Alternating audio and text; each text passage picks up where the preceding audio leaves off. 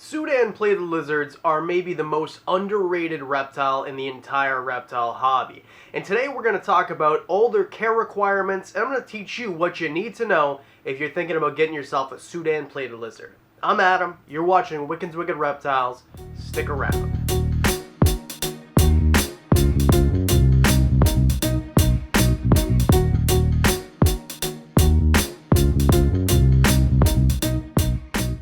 Sudan plated lizards are medium-bodied diurnal omnivores from Eastern Africa.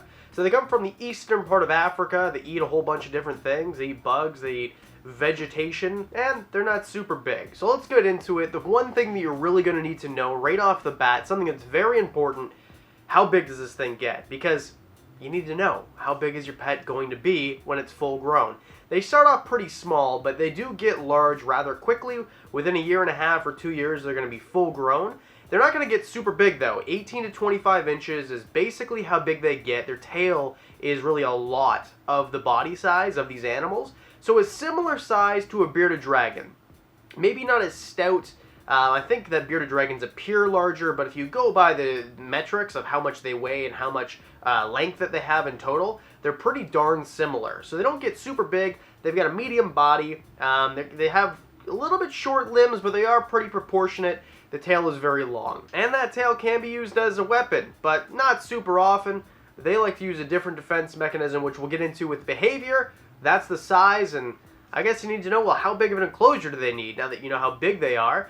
Not crazy big, but not small either. They're not a leopard gecko, wherever my leopard gecko went here. They're a little bit larger than a leopard gecko, like Sarah here. And I think that it's not a great big enclosure, but it's pretty substantial in comparison. You're going to want something along the lines of 48 inches long by 2 feet deep, 18 inches high. You can really have it as high as you want. They're not going to need any climbing space, really. Like, maybe it'll take advantage of, like, low-lying basking areas, but they're not going to be using, tree limbs or anything like that. So I like to keep mine in an 18-inch high enclosure. It makes the basking light at the perfect spot so that it's at the perfect temperature. And it's just a really great size because they can move around a lot and they can scurry around and mess up the substrate, which you want to be pretty deep, actually. You want the substrate to be a few inches deep. If you can get about a foot, that's great. It doesn't really need to be that deep. 6 inches would be fantastic also. But they do like to burrow. They throw this substrate everywhere. So if you have tracks, be prepared with a vacuum or a dustbuster or something in that room because you're going to vacuum it out a lot so that they function properly. They do make a mess. But you don't need a ton of stuff. I put a basking area, which is just kind of like a stone, so that it catches the heat, because they do need a kind of hot basking area, which we'll get into in a second. A water bowl, of course, a couple of hides, and just some enrichment, right? If you want leaves or plants. Bioactive enclosures for Sudan plated lizards are a little bit difficult because they are such messy animals. They are kind of crazy and they scurry around. Maybe not the best if you're really patient, or if you let your plants root very deeply and they become very mature. That might be an option, but for me, just easier not to have anything that's going to rip up the next day anyway. Heat and humidity for Sudan plated lizards. These are actually not as hot as I thought they would be. I thought they'd be more along the lines of a Euromastics. They're similar to a bearded dragon when it comes to heat, not so much humidity. You want these guys, what I read in the research that I've done, the keepers I've talked to, between 70 and 85 degrees ambient temperature. So you always want a cool side and you want a hot side, of course, right? With most animals, this is how you're going to keep reptiles. 70, I think, is a little bit too low.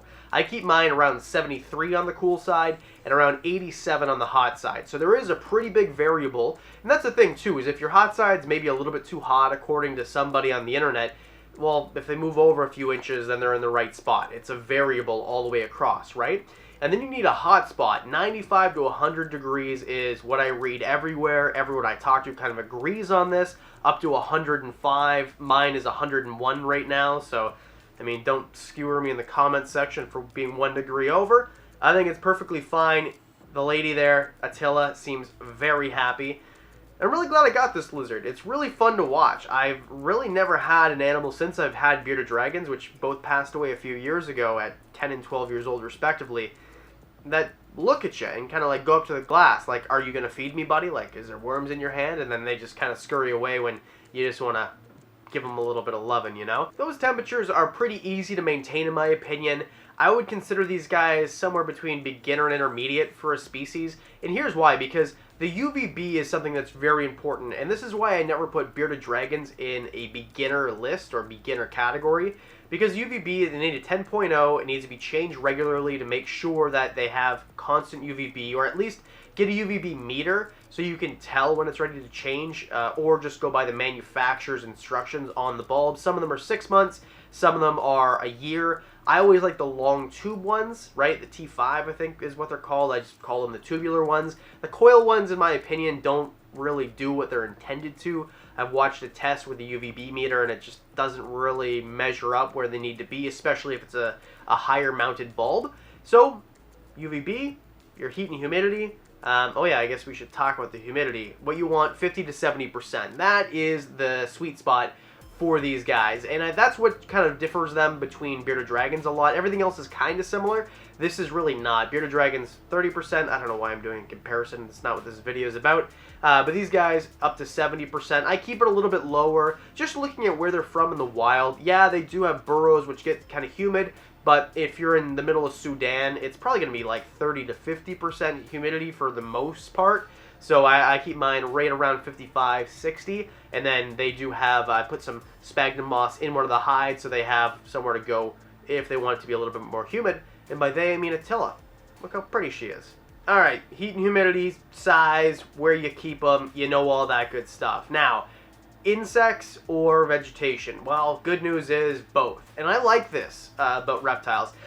I think it's easier to care for something that only eats one or the other because it's just, you're not buying as many things and it's just a lot easier. But I like the feeding behavior on both. And if you put a bunch of worms in a bowl and put a piece of lettuce in there, well, your worms are eating the lettuce and you don't have to really, should gut load them, but they're not going to die of starvation in there if they get lost, right? And the really cool thing is too, if you feed them worms, super worms or mealworms, for example, and they decide to morph into the beetles, which they eventually do become, like a leopard gecko can't eat those. They don't. The exoskeleton doesn't digest properly. I wouldn't suggest leaving them in there. But with a Sudan plated lizard, they can digest them, they can eat them, and they will eat them. So you don't have to worry about a bunch of beetles, like darkling beetles, all over your basement. I know all about that. So that's a really great thing about Sudan plated lizards. And I love feeding them things like Swiss chard, collard greens, mustard greens, even like orchid petals, hibiscus petals is what I'm trying to say, because that's what they would eat in the wild. Maybe not hibiscus, but flowers. And then a little bit of fruit too. Stay away from citrus stuff, of course. I would suggest doing your own research about the diet. I could go on an entire 20-minute video about that, but I won't. So let's move on. I think something that really attracts people to specific species is what they are like. And with these guys, it's a no-brainer when you see them that they are very active. These guys are not like couch potatoes. Doesn't really make sense for lizards. These guys are not lazy.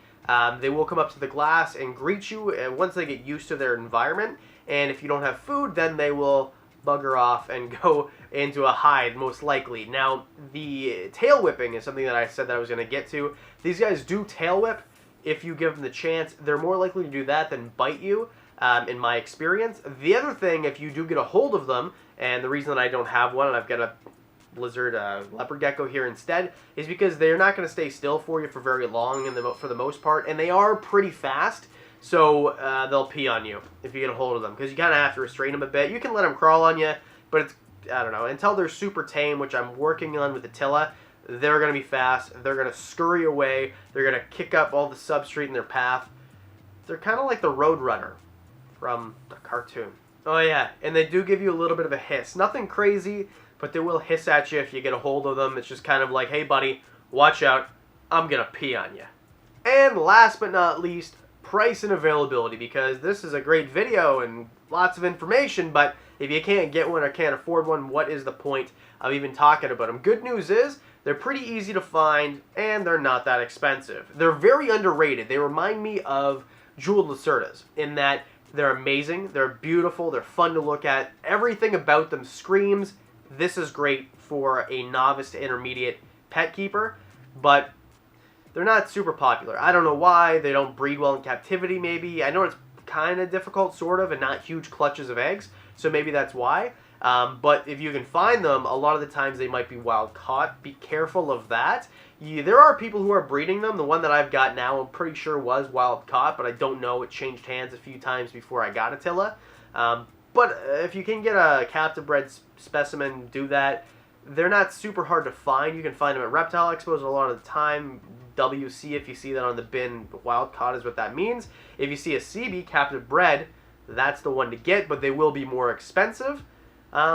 Price-wise, you know, $100, $200, something like that. Maybe $75 if you're lucky. It just depends where you find them. Classified ads a lot cheaper normally because they're not super high demand. I do expect that to change because they're super cool. I mean, look at them, right? But that's it.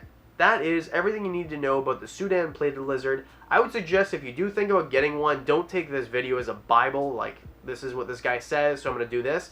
Go and research all the points that I talked about in depth, but those are the things you want to worry about. Those are the things you need knowledge on, and that's it. So, if you haven't hit that subscribe button already and you like the video, bam, I'd appreciate it. And of course, because I do videos twice a week, that means that I'll see you on Thursday.